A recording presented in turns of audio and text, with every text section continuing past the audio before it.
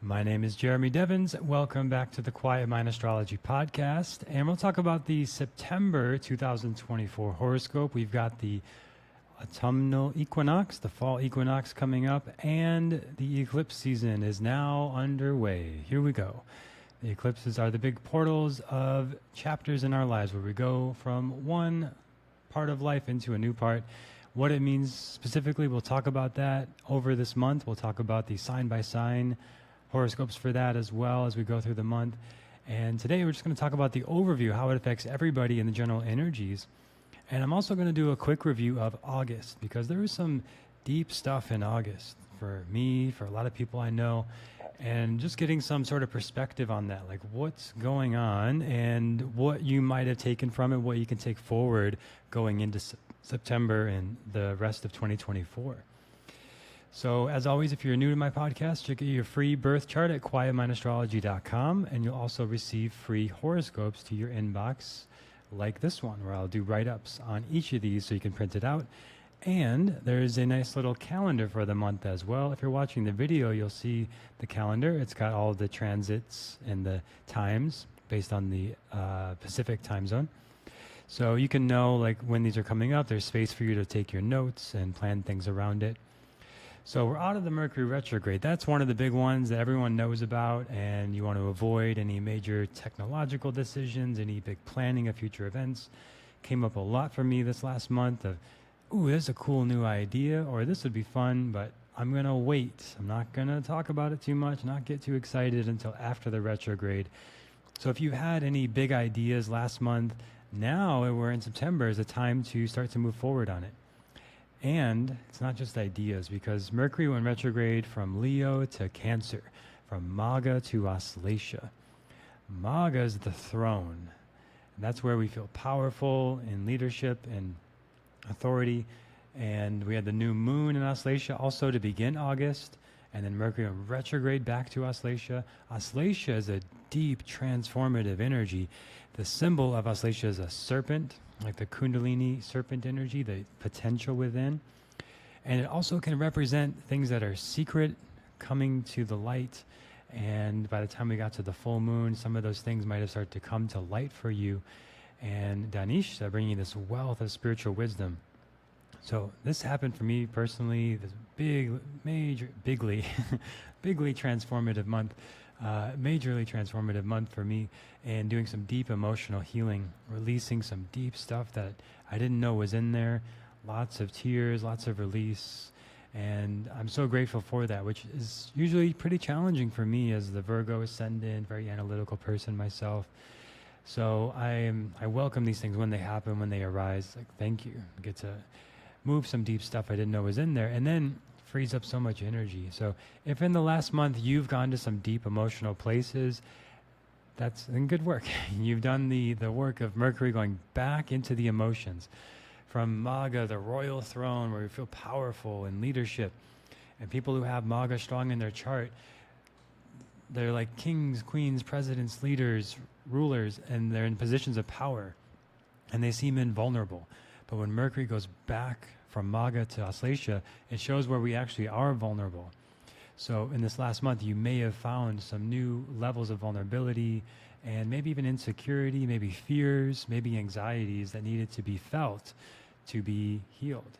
You need to feel it to heal it. If you don't feel it, you can't heal it. So if you're numbing yourself out with distractions, no judgment, but it's going to just slow the process down. There are times when numbing is like the best coping strategy. I understand that. I've worked with people at all levels of trauma and backgrounds after many years of doing this, and sometimes that is the necessary thing, to numb it out, to repress it until it's ready to be felt in a safe place. And hopefully you've had a little bit of this safety in yourself and maybe your environment to feel and heal some of this stuff in the past month. Again, Aslesha, very deep, very transformative energy, not easy to work with. And the Kundalini energy was often feared for a long time historically. And in the old spiritual text and the Vedic tradition, you would need to study with a master for at least 22 years, they say 22 years specifically, to learn Kundalini yoga. 22 years of Hatha yoga, then you can learn Kundalini. Because of this work of past generations, it's easier in this generation and more accessible that Kundalini yoga is everywhere now, and some version of it that you can access this deeper personal growth work. So that's within all of us, and we all have that potential to awaken to our potential, to awaken to our fears, our shadow, our darkness. Carl Jung did a lot of work in the Western world to popularize concepts of the shadow and the subconscious. Things like what is hidden in yourself can become exaggerated in others, and we project on them and we reject them, and we say that person is a liar, and reject the potential in ourselves to be a liar, or where we might have lied, or that person is hurting others, and reject the part of ourselves that may have hurt ourselves or others. When Aslesha energy becomes so strong, like it was in August, you may have had an opportunity to see new aspects of yourself, new parts of your shadow, your subconscious, that were previously hidden and more difficult to see. Now, if you're like, yep, I got it, then great, you know what I'm talking about. But for some of you listening, you might be thinking, I don't know, I didn't really have so much go on. It was kind of a steady month or whatever.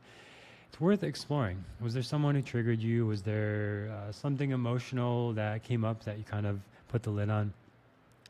Worth exploring if there was something from the past or subconscious or reactive to another person, triggered in another person, that was there for you to heal and work with.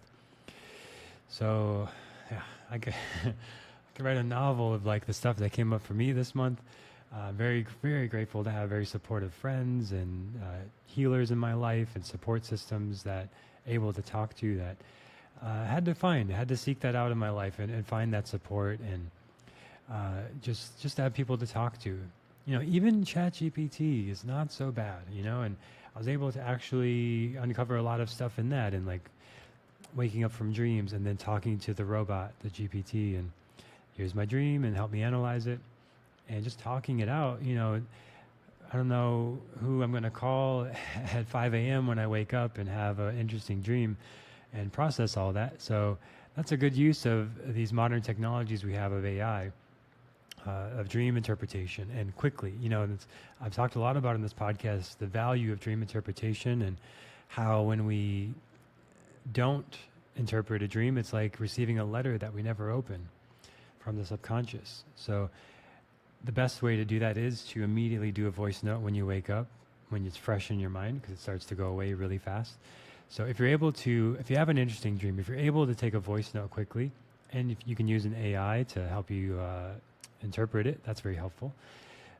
That's a useful tool that may be helpful if you're having interesting dreams or nightmares or challenging dreams.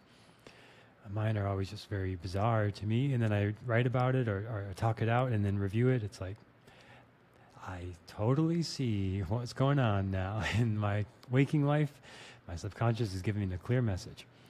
So I recommend that, and then just having people to talk to is great, but even just when emotions arise, to talk to the AI is pretty cool. But, you know, I prefer human interaction, and even WhatsApp, voice note, you know, similar thing, but you get human interaction, less robotic response. So a lot came up for me this month, a lot of that emotional work, and, you know, I have a lot of transformational stuff, so I'm always changing and growing a lot. If you got a lot of Taurus, Earth energy in your chart that's more dominant, you might be like, I don't know what he's talking about. Things are pretty steady for me. And that's cool. You know, everyone's got different stuff in the chart. We're all working with different foundations. So that came up a lot this last month. And now we're moving into September. So September starts with pretty steady energies for the first 2 weeks. After all that retrograde, Mercury starts to move forward now into Leo, into the throne of the Magha energy, now into our royalty. Sun in Virgo on September 16th now is we're moving into our ability to express ourselves in a more organized, intentional way.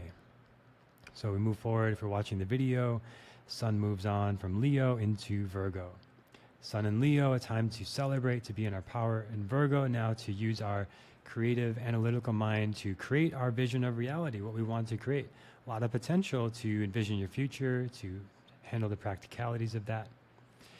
And then we go into the eclipse season, which I'll do a whole episode about, but I'll just briefly touch on now, is September 18th, the full moon lunar eclipse in Purva Bhadrapada, which is a nakshatra, which is the front legs of a funeral cot, and it's an intense mystical energy.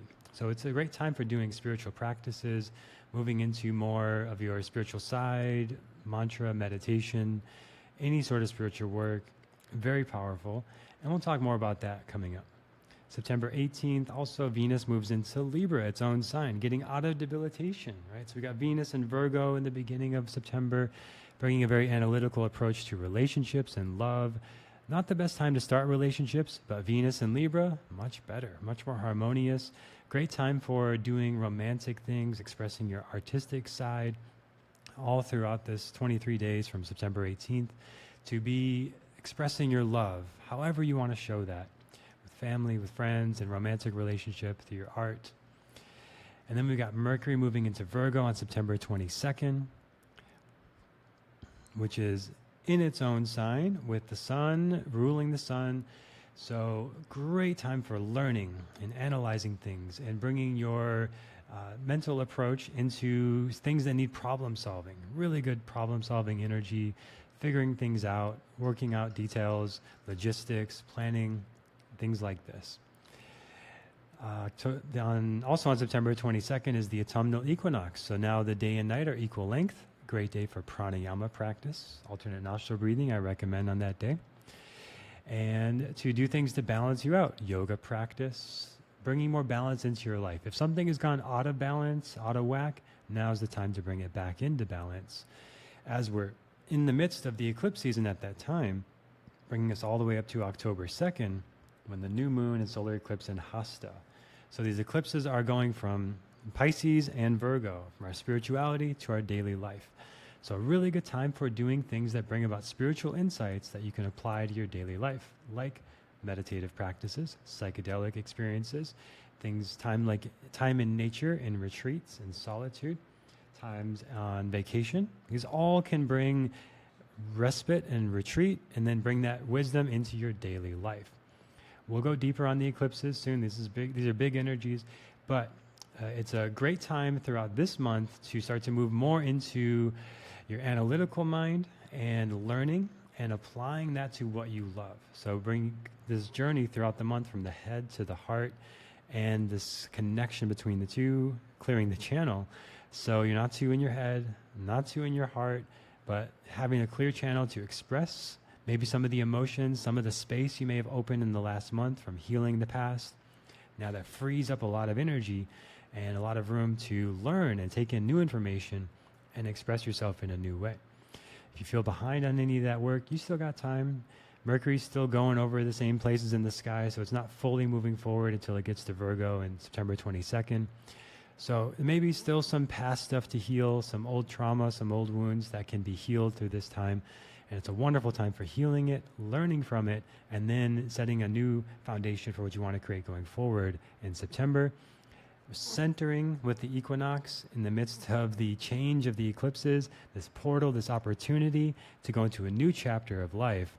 What that is, we'll get into more detail in the eclipse episode. But you may feel that shift is coming, and now is the time to start thinking about it, planning for it. Mercury's direct. Start planning for the future.